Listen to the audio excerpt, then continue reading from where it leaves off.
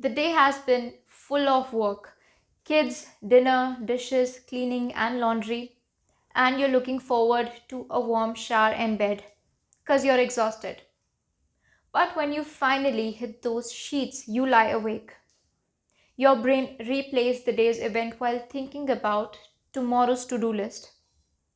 And as you lay there, your heart starts beating faster and your palms feel sweaty. You toss and turn and you feel like your life is spinning out of control. And as you lie there in the dark, you wonder, why is this happening to you? You just want to feel asleep like everyone else, but you can't because your body and brain are revved up like an engine. That thing that you dread is back. It's your anxiety. So the questions you're asking yourself are: why didn't I feel anxious all day? Why am I feeling anxious while I'm at home trying to sleep? And why is my anxiety worse at night? First, one of the primary causes of anxiety is our thoughts. If you look back through your busy day, you probably did not have much time to just sit and think.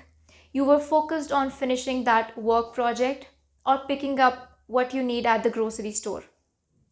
But now that you're at home in bed, in peace and quiet and stillness, your mind is racing from thought to thought, fear to fear, and task to task.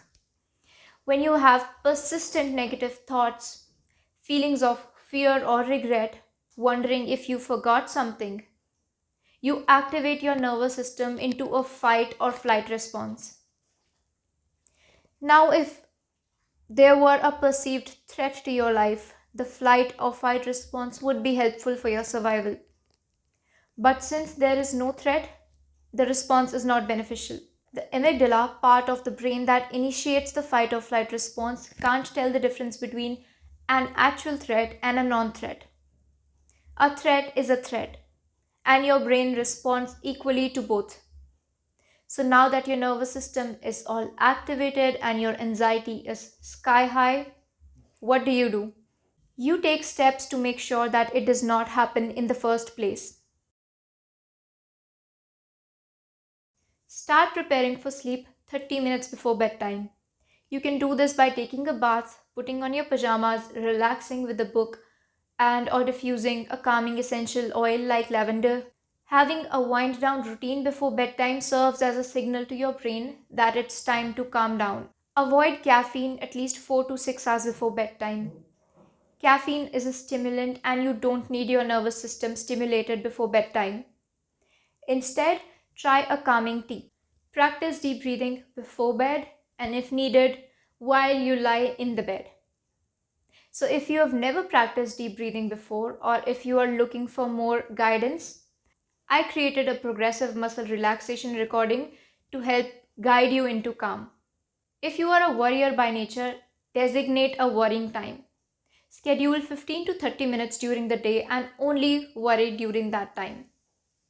If you find yourself worrying outside of your designated worry time, picture a stop sign and stop. About an hour before bedtime, journal.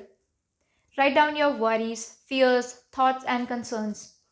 When you're done, close the journal and forget about what you've written. And journaling is a great technique to use during your designated worry time. Practice mindfulness. Now, some people might doubt, but it's been proven to work for anxiety.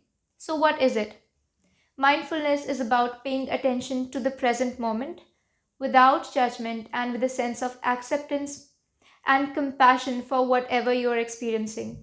The practice does not say that you have to like what's there. Rather, it's about noticing and cultivating an internal attitude of acceptance to what is without trying to push it away or cling to it. Now, this isn't to be confused with passivity.